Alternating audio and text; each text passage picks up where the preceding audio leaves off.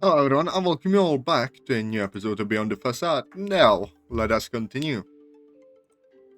From that time, I realized that May is a too weak person to defend herself. That's how she is. She is subjugated by the stronger one. I don't know if the others will notice, since it is partly covered by her bra. Asking why May has that bruise is futile. Surely she'll make up some excuse. But now I'll keep a low profile and pretend I didn't see anything. Anyway, let's have a little chat, Atazoth. I guess you understand, Koto. I'm not going to leave Atazoth here with you. Besides, May doesn't seem very keen on that idea either. Oh no, I was just kidding, it's no problem. Huh? What? Monika, don't worry, where with the other girls? What the? Now you two? Come on, Monika, why don't we sit over there? May points to a bench. I'd like to ask a couple of questions to the girlfriend of one of my classmates. Okay, I understand. Just make sure you two don't take too long. It'll be quick.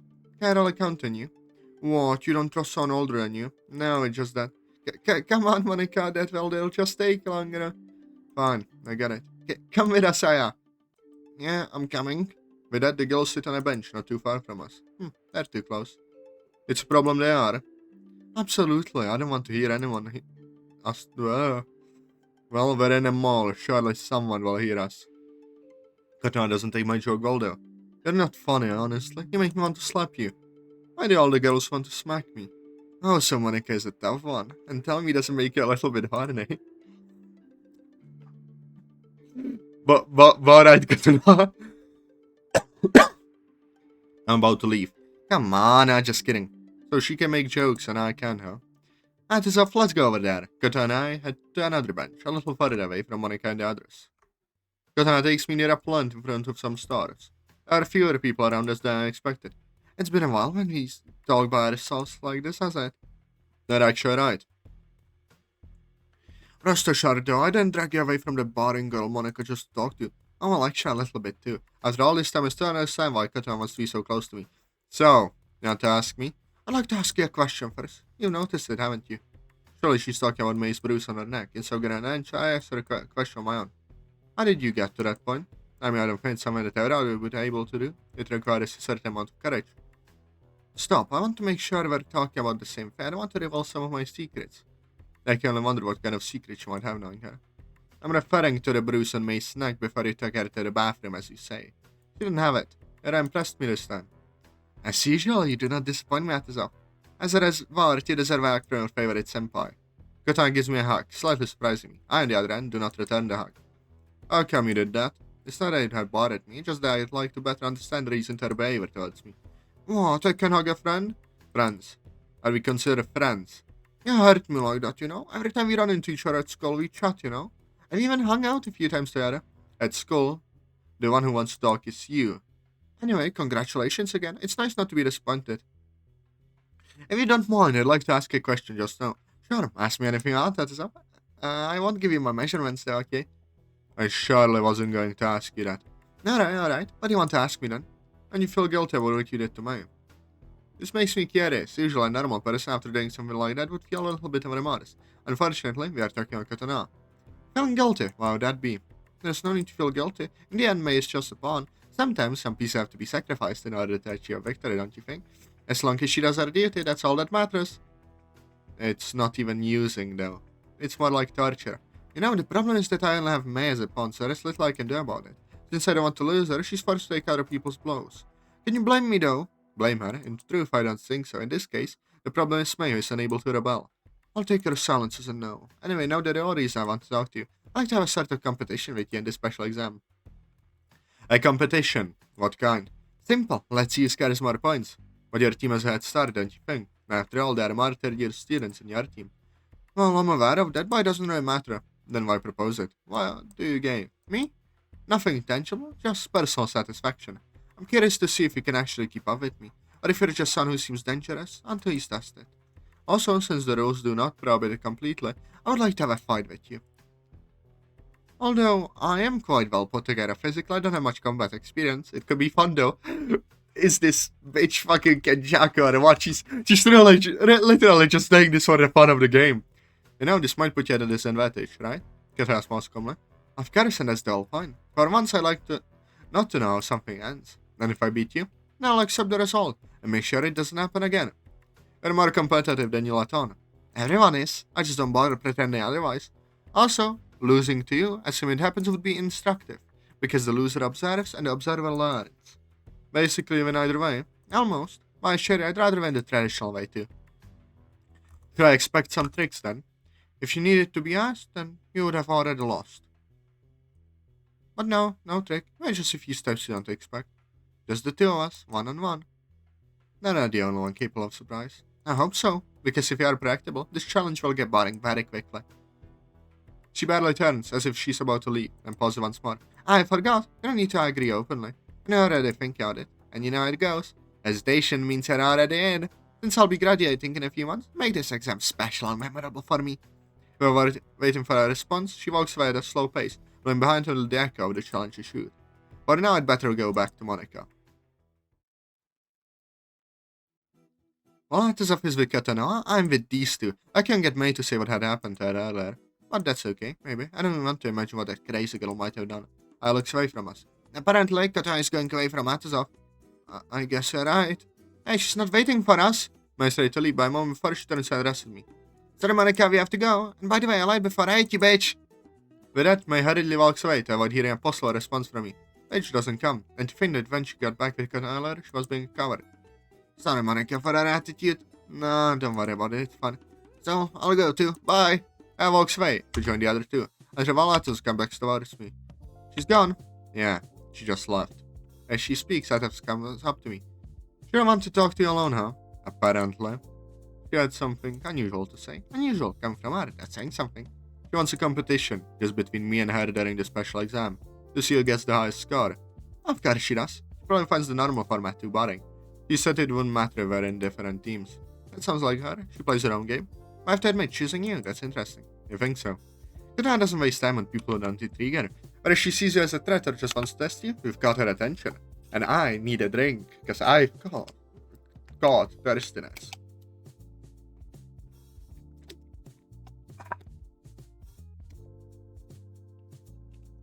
Oh, you've known her a little bit longer than I do. Well, I'm not sure that's a good thing. So I'll trust you, but I'm not sure that's a good thing. I'll have slightly lighter statement. After a moment of silence, I speak up again. So, did you accept a little challenge? I don't exactly say yes, but I say no either. Classic. I wonder if you realize how deep she's playing.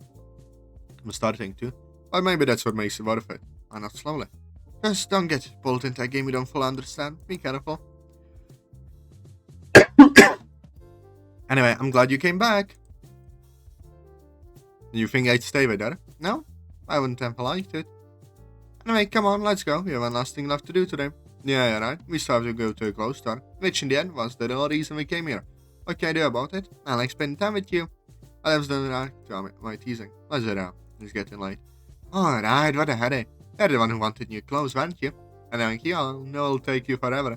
Come on, don't say that. Maybe it's true, sometimes they take a while. But today I already know what to get. And that would be, to be precise, I told you, some clothes are a little more comfortable for the exam. We still have to spend 4 days outdoors. Well, you have a point. It's so better than how May wants to do it. I've been hearing her name, a little jealousy is triggered inside me. I somehow managed to keep a calm attitude. And how would she like to come? I don't know, but from what I understand, it certainly won't be comfy stuff. She said all she cared about was that the clothes were nice. I don't know why, but I kind of expected that. Anyway, let's go. Alright. Back to the clothes store. They keep switching voices badly. The store is the peculiar smell that all such places share. A mixture of new fabrics, air conditioning, and too many perfumes sprayed on shirts that they needed. I walk slowly through the shelves, my fingers grazing the soft folds. Okay, Monika. Grazing the soft folds of the hanging sweatshirts. I'm looking for something, but I don't know what yet. Or rather, I know what I need, but I don't know what will make me feel comfortable. The special exam is approaching, this time it won't be the one that is easy to manipulate or predict. Every little detail could count, even clothing. I saw to wear over jeans, so left American wears a light green sweatshirt with the hood down, a simple but clean, with a slightly sporty fit. I watch it for a few more seconds, but I hear his footsteps approaching. He doesn't even have to speak, I know he's looking at me. The thing this would look good at me, as he gets closer to me. Sweatshirt or jeans? Both. He stands beside me, I hear him study the army, then me, then them again. When he does that, he takes a few extra seconds before answering, as if every white has to be vain. The sweatshirt will look good on you, yes. The color, it looks good on you. And the jeans depends on how comfortable they are. I'm not satisfied with the answer, not so much the words, but the tone, sincere and careful. Convenience first, right? I'll have to move quickly if something goes wrong. I chuckle as I say that. Are you talking about an exam or an espionage style escape? It's not that different, is it? Outside one of the coat racks, picking up the greenish sweatshirt. It's light but warm. Perfect for a long day. Sometimes I wonder if the way we dress says something about how we want to be read by others. Maybe, but in the other case, no matter what you wear, you always have an aura that stands out. Ooh, smooth. I tend to am surprised by such a direct comment. It is rare for him to get out of line. Do I take that as a compliment? It is a compliment. A soft silence lives in between us. Then I also grab a pair of jeans from a nearby store looking for my size. I need to try them on. Will you come with me? I raise an eyebrow, confused by what I just said. In the dressing rooms? Oh, I guess I'll have to wait outside. I smile genuinely. It's nice to see Atazoth a little dummy sometimes. I meant accompany me to the entrance. He shakes his head and follows me as I head back to the store. The hallway leading to the fitting rooms is quieter than the rest of the store. The walls are lined with mirrors, and for a moment I catch myself looking at my reflection as I walk. It's behind me as always, but this time it's slowly on purpose until our steps line up. I have any idea how stressed I get picking out clothes sometimes. Don't look stressed a second ago. It's because I act well, or at least I try to. I swim from the dressing room door. A mirror to my left reflects both of our figures. The green sweatshirt and full jeans I hold in my arms seem mundane, but to me, at this moment they're almost symbolic. It's silly, you know, but it's part of a preparation, right? Like when you check the contents of your backpack 10 times the night before a test. It's not silly. Sometimes the details that make all the difference. And then, for a moment, our eyes meet, and something in his expression tells me that I'm not exaggerating. Then, he does understand. Wait for me here. I won't move. I barely smiled and entered the dressing room. I pull the curtain close behind me, blocking out the soft hum of the store. The read feels different from the moment I touch it. Smooth, light, just sticking out to his comfort without weighing me down. The jeans are a safe bet. Simple, flexible, nothing flashy. Exactly what I need. I slip into the outfit, adjusting the hoodie sleeves slightly and tucking a few loose strands of hair behind my ear. Then I look at myself in the mirror. It's casual, unassuming, but I like it. As long as I'm comfortable enough with it, it's fine. Part of me wonders what he'll think. I draw back the curtain slowly. He's staying just a few steps away. Arms crossed, eyes idly scanning the store until he hears the movement and looks up. Our gazes meet. Ah, sweet, a CG. A little rough, but I still like it. So, what's the verdict? Paimon, he says nothing, just looks at me. His eyes travel briefly from the green of the hoodie to the cut of the jeans, then back to my face. There's no smirk, no teasing grin. Just a quiet kind of surprise. You look good, really good. I tilt my head, amused. Feels good? The kind of good that makes me forget what I was supposed to say. It catches me off guard and I laugh. Not a big one, just the small kind that slips out when you weren't expecting to smile. Well, that wasn't in the script. I'm improvising. Let's just gaze on the hoodie again. That color. Kind of suits the whole vibe, you know? Calm, but also like, you know more than what you're saying. I flash a playful smile. Is that your subtle way of saying I look dangerous? Dangerous, in a good way. I raise an eyebrow, pretending to be skeptical.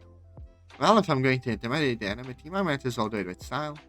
He chuckles. Mission accomplished. I chuckle with a genuine face. Okay, so comfort has passed, and intimidation level moderate apparently. The other team should watch out for you, especially walking into the middle of the forest like you just woke up from a nap and stolen a real win. That's oddly specific. Are you saying I look tired? I'm saying you look effortless. That's the difference. That actually makes me pause. I look at him. Oh, look, there's no sarcasm in his tone. No teasing by his eyes, just honesty. Why is it so disarming when he looks at me like that? It's like he sees more than I'm letting on.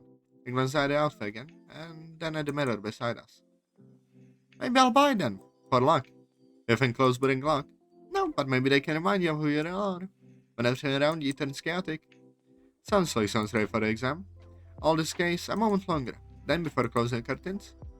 Let me go change back. Don't disappear. Please, I never leave without giving my final review. I shake my head, smile as I slip back behind the curtain. I never even understood what I meant by him not disappearing. And as I untie the hoodie and begin folding neatly, there is a quiet flutter in my chest. It's subtle. Why is that? The hoodie and jeans are folded neatly in my arms as I walk out from the fitting room. He's still there, leaning casually against the rack of jackets, eyes flicking up as soon as I peer. Back in one piece, Sorry for keeping me awake. I had to make sure the hoodie didn't give me any bad vibes. And it passed. We make our way to the counter together, walking side by side without needing to say much. The store isn't too crowded, just the occasional beep from the scanners, the low murmur of conversation. I place the clothes gently on the counter. The cashier, a girl with dyed pink hair and half-lit eyes, barely looks up as she begins scanning. Hoodie, jeans, both on promo today, lucky for you. Guess it's a lucky day all around. The little pops on a small screen. As I start to pull out the wallet, I feel a slight boom beside me, his hands reaching into his pocket. I didn't even need to look at him to know what he wanted to do. I think out it. Wasn't gonna. Hesitated. Just calculate how much trouble I get into a fight, right? I laugh, softly, and tap my card against the reader.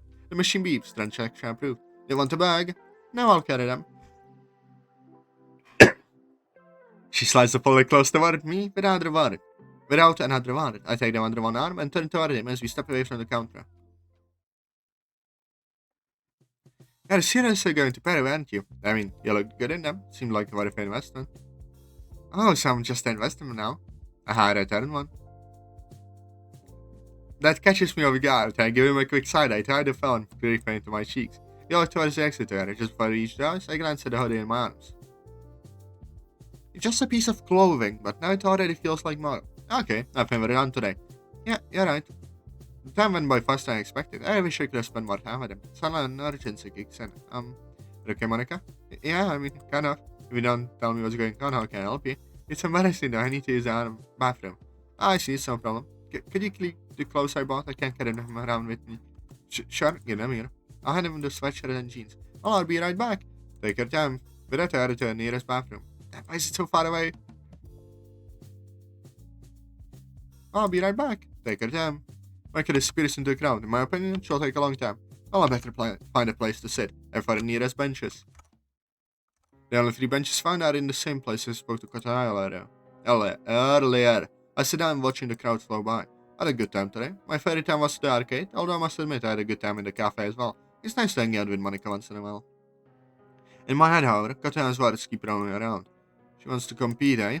I don't understand why, but I don't really care. As hope she doesn't use nasty tricks to win. Something similar to what she did to me earlier. Although the thing I just can't get out of my head. So we're friends. Our relationship is very peculiar. Unique, I would say. She seems obsessed with me, which would suggest that she's like in love or something. In fact, that's what Yuna thought. But she admits that she's not, and I believe her. Come on, we've known each other for a little time, and she's been like this since the master's exam was over. It is possible for a person to fall in love in less than a week. Of all people, I never thought I'd find you, Yedrah. My thoughts are interrupted by my voice. At all, I look up to see who it is. This is the first time I've seen one of my students out of school, at the mall at least. It means I've already met some of your students elsewhere. This is not a thing that deals with you.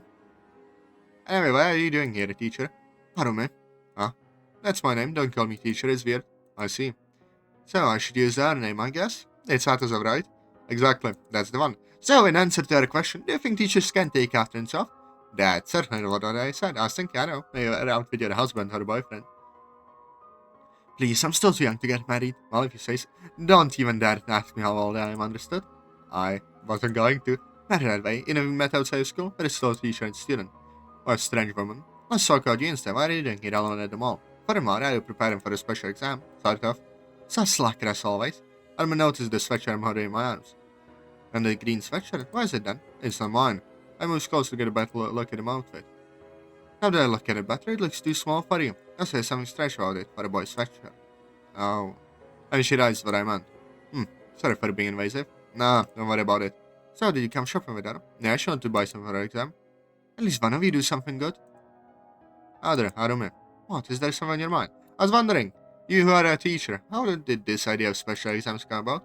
You catch me a little off guard with this question. I know the whole thing since I have a major position besides being a teacher, and it's up to the government to decide. Anyway, the school introduced this idea of special exams. Exams are in the classic ones that are not academic tests. I see. The only thing I can explain is how the parents came to accept the same thing. Or at least I guess my parents accepted it. I mean, they're never home. I've been living alone for a while now. I don't know they know about these things since we never text each other. And I think this is the right thing. Truth be told, I don't care much about it. That being said, I don't think they're unnecessarily thought out things, at least part of it. What do you mean by that? Surely you also remember the last and the first special exams I was the teacher in charge in your glue. I've heard from the teachers that some clubs end up disbanding or almost disbanding after the exam. That is what I meant by at least part of it. As helpful as such an exam can be, it can unequivocally ruin friendships. The group was saved, although I'm sure something happened. Monika's crying and May was pretty pissed off. Yeah, that's right. You might explain what happened? Sorry, it's the longest story, besides you don't understand. I don't call me a fool. That's not just... Atazoth, where are you? Looks like Monika's finished in the bathroom. Sorry to keep you waiting too long. As always, that one. Atazoth, I'm surprised. Of all the girls, Monika is your girl. Sorry, how do you know my name? Don't tell me you're like some relative of Atazoth. I didn't chuckle a little. Now remember me, I was the teacher in charge in your group during the master's exam. Huh? I was the teacher of Atazoth. Yeah, I remember now. Not to be too much about it, so I'll be going. See you tomorrow, Atazoth. Bye, teacher. I said my name is Harume. With that, she leaves, leaving Monika and me alone. And as she leaves, we'll leave the episode here. I hope lots of you enjoyed. Press like, comment, subscribe. I love you all. Bye-bye.